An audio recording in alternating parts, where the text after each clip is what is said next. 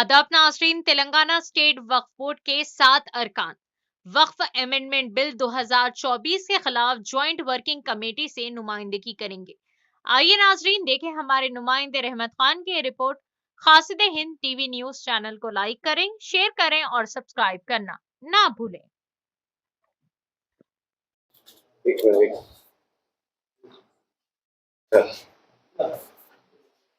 पिछले हफ्ते तेलंगाना स्टेट वक्फ बोर्ड का जो बोर्ड की मीटिंग हुई थी, स्पेशल बोर्ड का मीटिंग वक्फ अमेंडमेंट बिल 2024 इसको लेकर हम स्पेशल बोर्ड का मीटिंग बुलाए थे पिछले हफ्ते। उस मीटिंग में हम लोग 3 रेजोल्यूशंस पास किए थे। उसमें एक रेजोल्यूशन सबसे पहले और हिंदुस्तान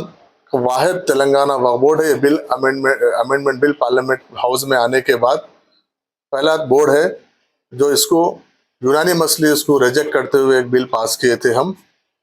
और उसके बाद उसमें 2 चीज़ें हम उसमें ऐड किए थे। एक कि हम पार्लियामेंट्री जॉइंट वर्किंग कमेटी को हम जो रिप्रेजेंट करेंगे तेलंगाना वक्फ बोर्ड की जानिब से, इसलिए हम उसके बाद हम उसी दिन जॉइंट वर्किंग कमेटी को हम एक मेल किए थे, हम ऐसा आपके पास आना चाह रहे हैं। और तीसरा ये था कि तमाम नॉन बीजेपी स्टेट्स के वक्फ बोर्ड के चेयरमैन और सीईओज को बुला के हम यहाँ पर एक कॉन्फ्रेंस करेंगे। तो रेजोल्यूशन पास होने के बाद हम गवर्नमेंट को भी रेजोल्यूशंस भेजे हैं और जैसा आप लोग भी जानते हैं, आप मीडिया को भी उस चीज़ के इल्म है। तो हम जब जिस दिन हम रिक्वेस्ट भेजे थे कि हम जेपीसी में हम तेलंगाना आना चाह रहा है जॉइंट वर्किंग कमेटी में, तो हमको दूसरे दिन वहाँ से रिप्लाई आया कि तेलंगाना वक्फ बोर्ड को 6 तारीख के दिन 2:30 बजे का टाइम दिया गया जॉइंट वर्किंग कमेटी की जानिब से। तो उसी सिलसिले में हम बहुत सारे अहम शख्सियात से इस बिल के जो 40 अमेंडमेंट बिल है, इसमें जो इसके ऊपर हम बहुत सारे ब्यूरोक्रेट्स से जो अभी जो आईएएस है, ब्यूरोक्रेट्स है जो रिटायर आईएएस है, सीनियर्स है, और बहुत सारे वकला है, एडवोकेट्स है जो सीनियर एडवोकेट्स है, प्रैक्टिसिंग एडवोकेट्स है, सोशल ऑर्गेनाइजेशन से हम लोग बात किए, रिलीजियस ऑर्गेनाइजेशन से बात करके हम एक कंपेरेटिव हम एक फॉर्मेट तैयार किए जिसमें 1995 का एक्ट है और 2024 का जो अभी प्रपोज्ड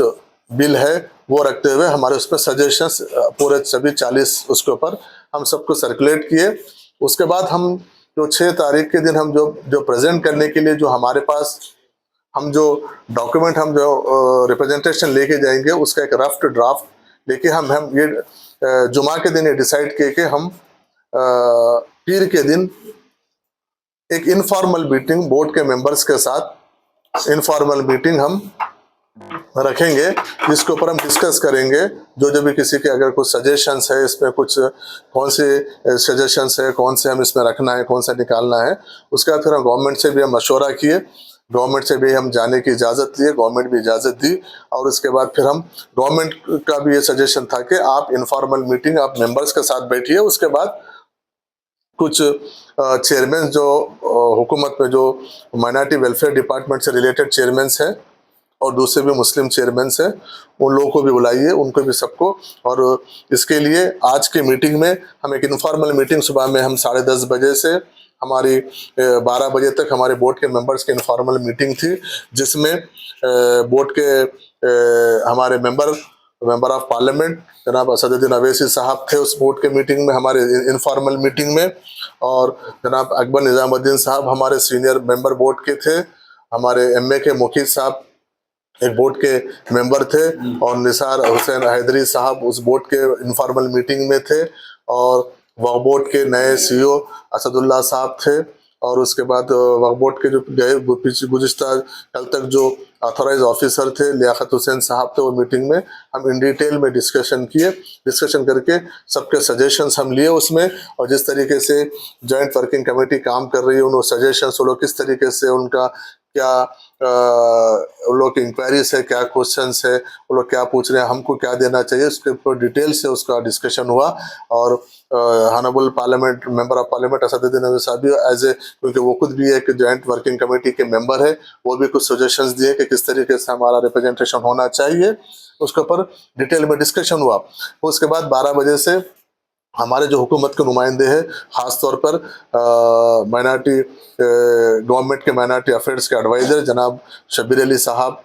आए थे। उसके उनके साथ साथ माइनॉरिटी वेलफेयर के स्पेशल सेक्रेटरी जनाब तफसीर इकबाल साहब आए थे, और टेम्ब्रिज के वाइस चेयरमैन और प्रेसिडेंट जनाब फ़हीम कुरैशी साहब आए थे, और माइनॉरिटी फाइनेंस कॉरपोरेशन के चेयरमैन उबैदुल्ला कोतवाल साहब आए थे, उर्दू अकेडमी के चेयरमैन जनाब ताहिर बिन हमदान साहब मौजूद थे। उनके साथ साथ फूड कॉरपोरेट तेलंगाना गवर्नमेंट के फूड कॉरपोरेशन के चेयरमैन जनाब मोहम्मद फ़हीम साहब आए थे, और लाइब्रेरी स्टेट लाइब्रेरी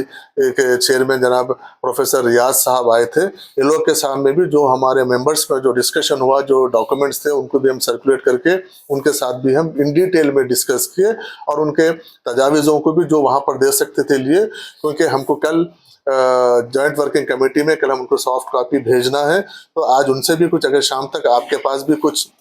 सुझाव हो तो आप दीजिए, रिटर्न में दीजिए। ज़रूरी नहीं है कि 40 के 40 अमेंडमेंट के ऊपर आपको जो समझ में आया सुझाव दीजिए। हम उनको सबको इनकॉर्पोरेट करके एक हम रिप्रेजेंटेशन अच्छा तेलंगाना के वक्फ बोर्ड की जानिब से हुकूमत जो जॉइंट पार्लियामेंट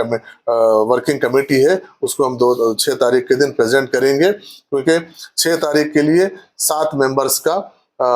हमको परमिशन मिला है। 7 मेंबर्स के लिए हम मैक्सिमम आप 5 से 7 मेंबर आ सकते हैं करके हम उनको रिक्वेस्ट किए कि मेंबर्स को आप थोड़ा सा बढ़ाइए, तो वो बोले कि नहीं, हम 5 से 7 मेंबर से ज़्यादा हम नहीं, तो इसलिए हम तेलंगाना की जानिब से इंशाल्लाह हम 7 मेंबर्स, बोर्ड के जानिब से 7 मेंबर्स वहाँ पर 6 तारीख के दिन 2:30 बजे हमारा टाइम है, उसमें जाके वक्फ बोर्ड को बचाने के लिए, जिस तरीके से वक्फ बोर्ड को ख़त्म